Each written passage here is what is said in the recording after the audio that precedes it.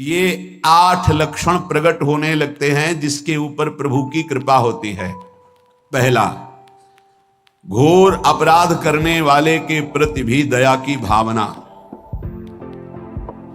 शांति पहला लक्षण है। भाव में भी पहले शांत भाव है। हमारे ऊपर श्री हरिजू की कृपा है, इसकी पहचान ये 8 लक्षण।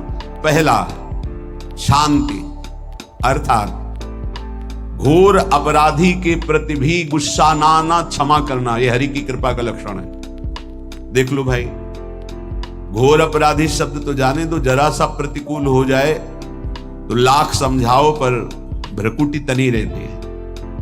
ईर्ष्या, द्वेष, मात्सर्य, द्रोह, ये उपासक के हृदय की विषय नहीं, ये तो गंदे विषयी पुरुषों के हृदय के लक्षण हैं। जहां ईर्ष्या है, मात्सर्य है, द्वेष है, द्रोह है, ये कुमति के लक्षण है, ये सुमति के लक्षण नहीं, ये हरि कृपा पात्र के लक्षण है। आपसे जो अपराध कर रहा है, द्रोह कर रहा है, आपका क्षमा बल ये हरि प्रसाद से होता है। शांति, क्षमा बल, शांति, सह गया, क्या करूं, सहना ही पड़ेगा क्योंकि भगवत मार्ग में वो ऐसा नहीं होता। शांति,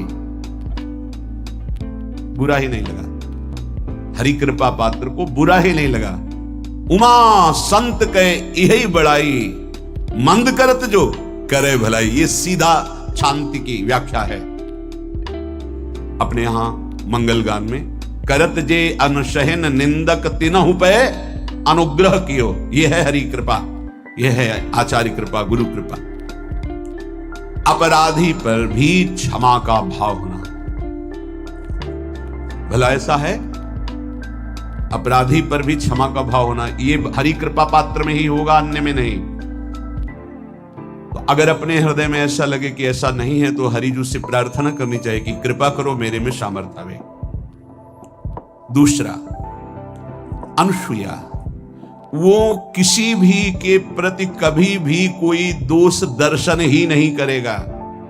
दोष कथन, दोष श्रवण की तो बात जाने दो। अनुसूया, दूसरों के गुणों में दोष ढूंढना, ये नहीं होता, हरि कृपा पात्र में ये नहीं होता। ये सब भजन के नाश करने वाले, जैसे पहला अपराधी पर क्रोध कर देना, तो माया ने भेजा इसीलिए था कि तुम्हारे साथ व्यवहार ऐसा करे कि तुम क्रोध करो, क्रोध करोगे तुम्हारी ऊर्जा शक्ति नष्ट हो जाएगी, अध्यात्म में जो चलने की थी, और कहीं तुमने संकल्प कर लिया तो भजन शक्ति नष्ट हो जाएगी। तो अगर भजन बल है तो गया, जरूर उसको दंड मिलेगा, पक्का मिलेगा, 100% मिलेगा, लेकिन आप खाली हो गए, ना भजन करने की वृत्ति रहेगी और ना भजन रहेगा, दोनों बात।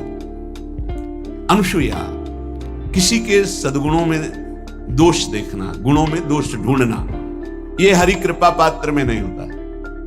ये बहुत मंगलमयी बातें हैं जिससे हमारा भजन मार्ग पुष्ट होता है। तीसरा, वो बाहर से और भीतर से पवित्र रहता है, हरि कृपा पात्र। शौचाचार का ज्ञान होना चाहिए, वस्त्र आपके पवित्र होने चाहिए, ये बाहरी, जल रज आदि के द्वारा बाहरी पवित्रता, और निष्कपटता, निश्चलता, सत्य भाव, ये अंदर की पवित्रता है। अगर कपट है, छल है, असत्य है तो हृदय मलिन रहता है। भीतर और बाहर से पवित्र रहना, इसमें खास बात क्या है भीतर और बाहर से पवित्र रहने में? भीतर और बाहर से सदैव पवित्र कौन रह सकता है? तो बोले जो पुंडरीकाक्ष भगवान श्री हरि का, प्रियाजू का स्मरण करता रहता है, वो शवाभ्यंतर शुचि, वो बाह्य और अभ्यंतर दोनों से पावन रहता है। तीसरी जो कृपा का लक्षण है, अर्थात वो सदैव भगवत चिंतन परायण, शौचाचार का पालन करने वाला, बाहर और भीतर से हरि कृपा पात्र पवित्र रहता है।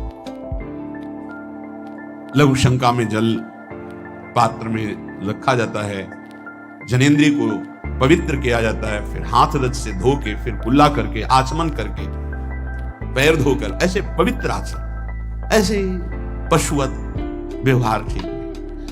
कुछ लोग ऐसी गलती करते हैं कि जिसमें शौच हुआ जाता है उसी में बैठकर लघु शंका करते, तो सारे वस्त्र, पूरा शरीर अपवित्र हो गया आपका।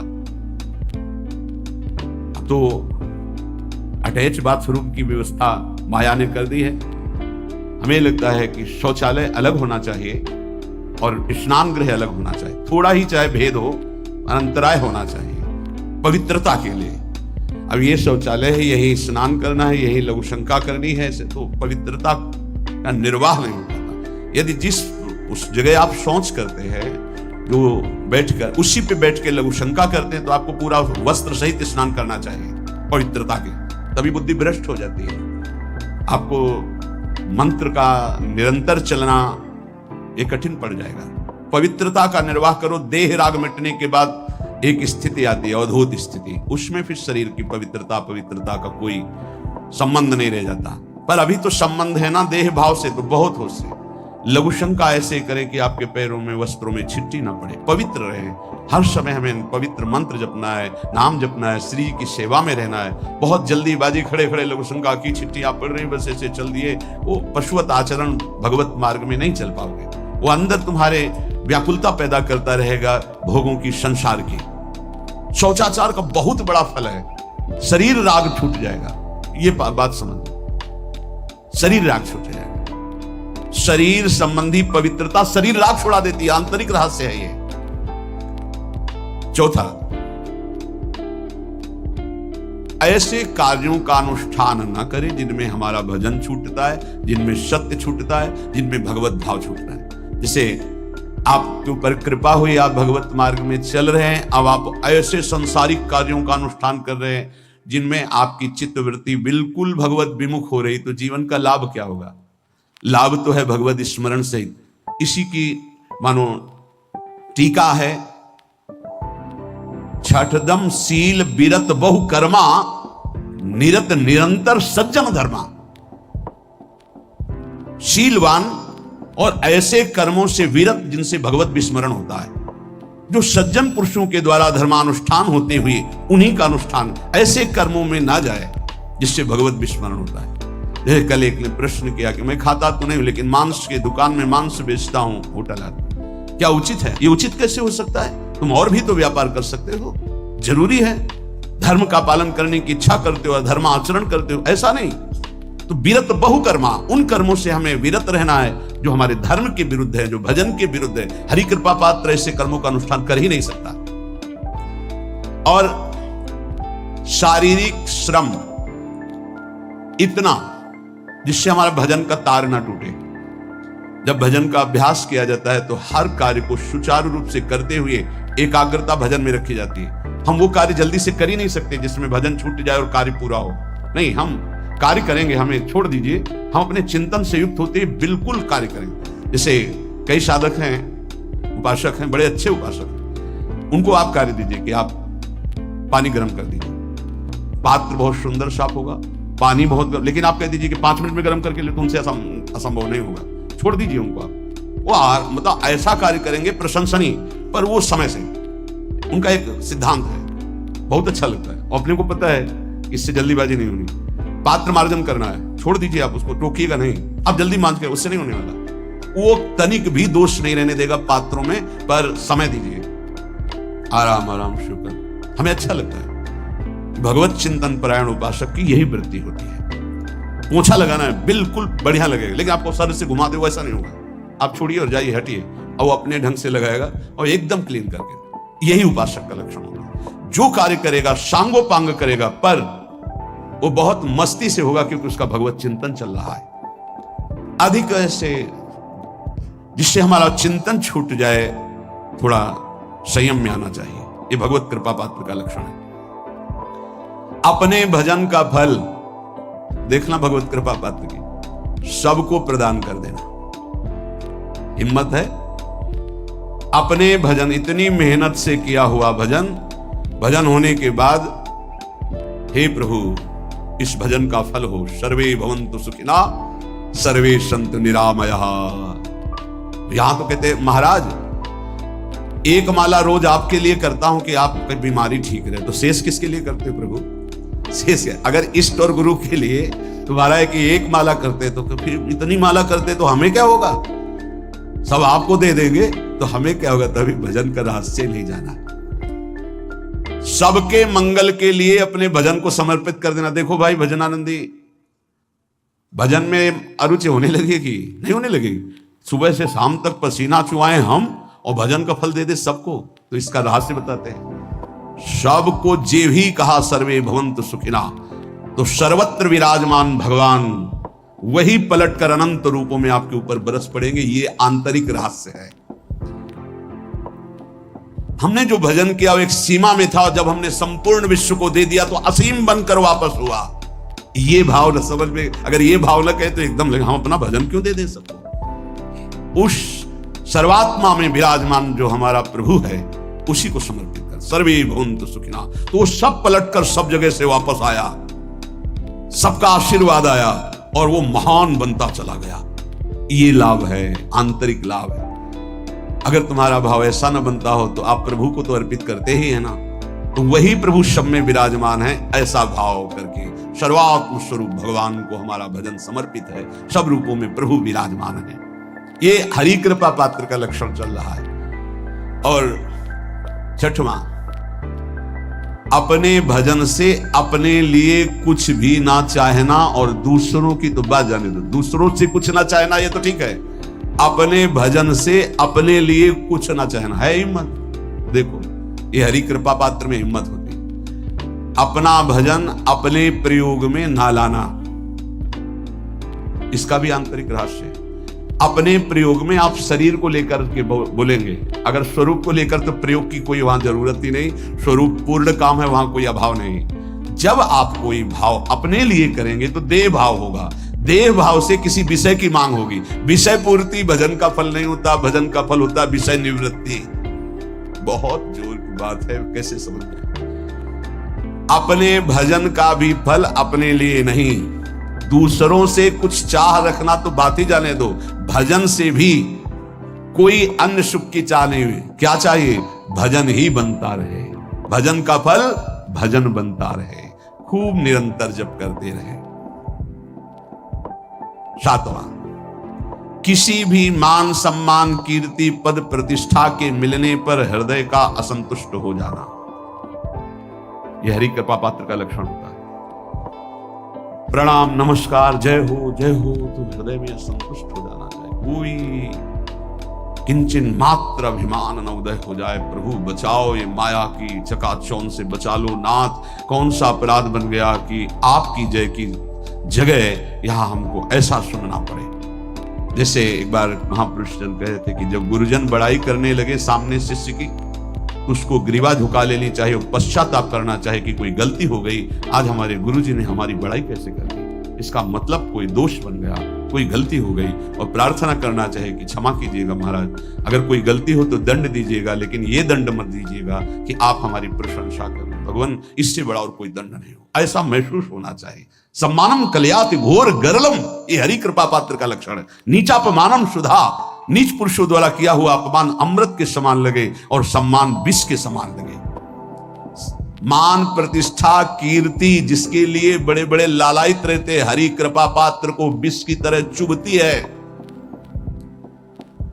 और आठवां, किसी भी प्राणी समुदाय से संबंध ना रखते हुए सब पर दया की भावना, सब पर कृपा की भावना, सब पर करुणा मैत्री पर किसी से ममता नहीं।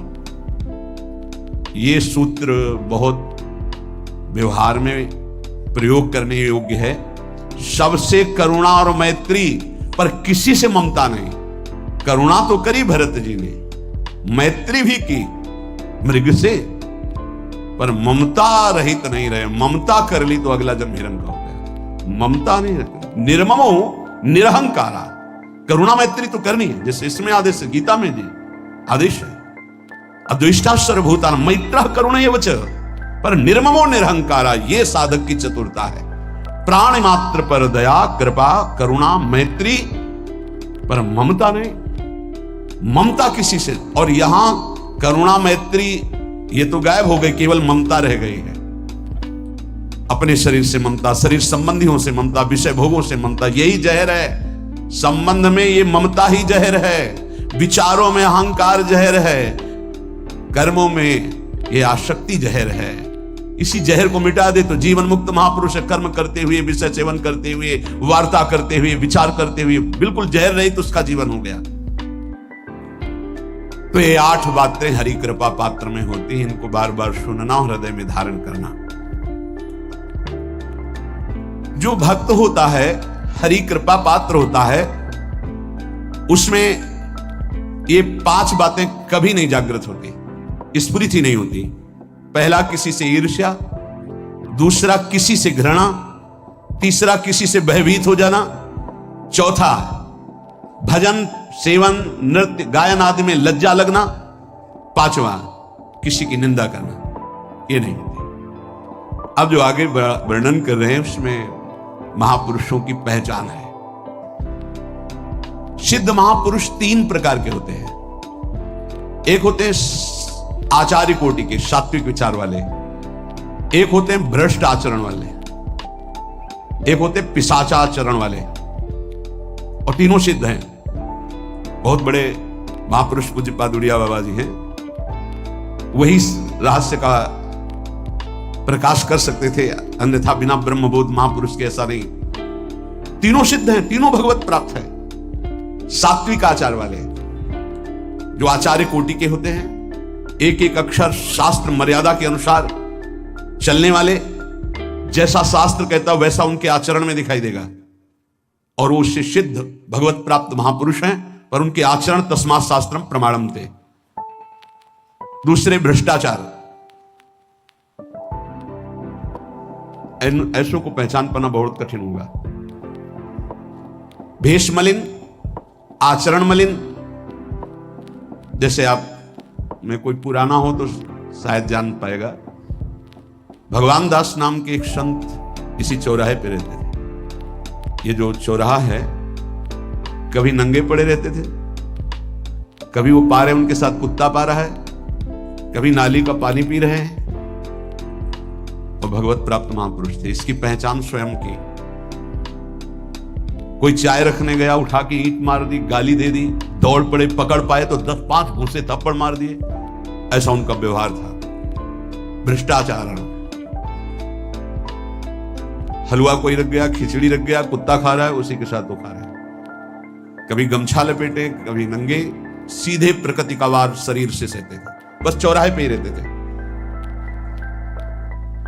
बहुत अगर गए तो ये राधा टीला है, बस इतना ही उनका था। राधा टीला से इधर, और इधर थोड़ा चढ़ाई जो है जहां पूज्य श्री चंद्रशेखर बाबा जी वास करते, उसके इधर, मतलब चौराहे के बस इतने में ही रहते थे।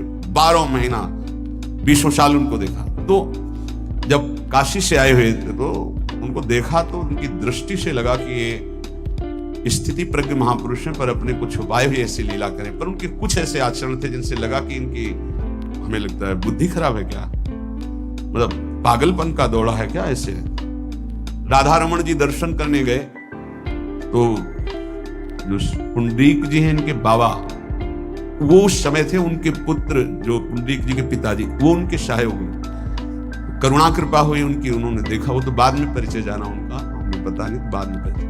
वो पीत वस्त्र धारण किए हुए वयोवृद्ध है, डलिया लाए, राधा रमण जी को निकाल करके अपने को प्रसाद मिला। सीधे राधा रमण जी की कृपा का अवलोकन करते हैं और परिक्रमा लगाना। एकदम संकल्प बना, कमंडल में 2 कुलिया रखी, ढक्कन से इसे ढक के, और बस मन में आया कि अगर वो बाबा हमसे आते हैं, हमारे कमंडल से कुलिया, सत्य है, परम सत्य, कुलिया लेते हैं और पाते हैं और फिर रख के चल देते हैं, तो मैं मान जाऊंगा कि प्रभु ये आपके धाम के सिद्ध महापुरुष हैं। आए हुए थे हम काशी से, क्योंकि काशी में ऐसी लीलाएं देखी थी बड़े अवधूत कोटि के महापुरुषों को। आपसे सत्य कहते, वो पेड़ हट गया, रमण रेती में था, बीच रोड में था, चबूतरा बना था, वो ऐसे पड़े थे, वहां के हम बैठ गए, बिजली की तरह उठे, रफ्तार से आए, खड़े हो गए बिल्कुल। हमें पता था कि घूसा थप्पड़ इनका प्रसाद होता है। हम कहा उस समय, हम कहा अगर हाथ चलाएंगे तो पकड़ लेंगे ना, बिल्कुल पोजीशन में खड़े। तो बंगाली भाषा में कुछ बोले, ऐसे गले में हाथ डाला, ढक्कन हटाया, कुलिया निकाली, पाया, कुलिया वहीं रखा, ढक्कन रखा, गए और वहीं लेटे। सत्य कहते एकदम रोम रोम खड़ा हो गया कि अरे भगवत प्राप्त महापुरुषों को जानना बड़ा कठिन है। कैसे आचरण, भ्रष्ट आचरण से रहते हैं। कभी दिगंबर, कभी गमछा लगा हुआ है, कभी कुत्ते के साथ खा रहे, कभी नाली का पानी पी रहे। पूज्य बाबा कह रहे हैं आचरण मलिन, नाली या पैखाने का भी पानी पीने में उनको कोई भी परेशानी नहीं। गंदे जगह मलिन भाव से पड़े रहना, किंतु वृत्ति हर समय भगवदाकार रहना, भगवदाकार रहना। ये तीसरे पिशाचाचार, गाली गलौज करना, ईंट पत्थर से मारना, हर मलिन चेष्टा बहुत कठिन है, बहुत कठिन है। ये सब देखने को मिला है भगवत कृपा से तीनों प्रकार के महापुरुषों का। वृंदावन में एक आगंतुक संत आए थे बाहर से, वो रात्रि में हर वृक्ष के नीचे खड़े रहते, पैर सूज गए थे, उनको कभी बैठे और लेटे नहीं देखा, खड़े रहते थे। 25 वर्ष के लगभग की बात है। उनको जब देखा तो देखते ही उनकी दृष्टि ऐसी थी ऊर्ध्व, लगा ये तो भगवत प्राप्त महापुरुष है। 45 वर्ष की अवस्था हो, बस खड़े रहते थे, चरण उनके फट गए थे ऊपर से ऐसे खड़े खड़े। रात्रि में एक दिन हिम्मत की, बोलते नहीं थे वो, लार बह रही है ऐसे, देखो महाराज जी आप कृपा करें। उस समय मदन टेर में कि आप आइए, खड़े हो गए तो आटे के 4 लड्डू हमें मिले हुए थे, कृपा करके पाइए। तुमका आपका ये जो बाहरी परिवेश है और आपके जो बाहरी लीलाएं हैं, बाहरी लोग तो भले न समझ पाए, पर प्रभु मुझे ऐसा अनुभव होता है आप भगवत प्राप्त महापुरुष हैं। रो पड़े, कभी हमने उनको ऐसा नहीं देखा, रो पड़े। और उनका ये हमारे गुरुदेव की कृपा है। उनका कब से वृंदावन आ पाए, बोले कुछ दिन में। बोले वृंदावन की रज का प्रभाव कितना दिव्य है कि अब जाने का मन नहीं हो रहा है, पर आप अब दोबारा उनसे मिलने की चेष्टा मत कीजिएगा, कभी दूर से देख लीजिएगा, पर आप कभी मिलिएगा नहीं। आप भक्त हैं इसलिए आपसे संभाषण कर लिया। ये तो आपने सुना, सुबह की लीला, ईंट चल रही थी उनपे, वो दिगंबर खड़े थे, ईंट मार रहे थे लोग, परिक्रमा वाले लोग उनको ईंट मार रहे थे, कई जगह उनकी ईंट लगी। उनको लग रहा था पागल है, नहीं पहचाना जा सका। 3 प्रकार के महापुरुष होते, एक होते सात्विक आचार वाले, बहुत जो शास्त्रीय आज्ञा वैसे ही अक्षरशः आपको दिखाई देंगे, आचार्य कोटि के, पवित्र शरीर, पवित्र वस्त्र, पवित्र आचरण, एकदम आचार्य कोटि। दूसरे एकदम भ्रष्ट आचरण, समझ ही नहीं सकते आप। तीसरे पिशाच की तरह, समझ ही नहीं सकते,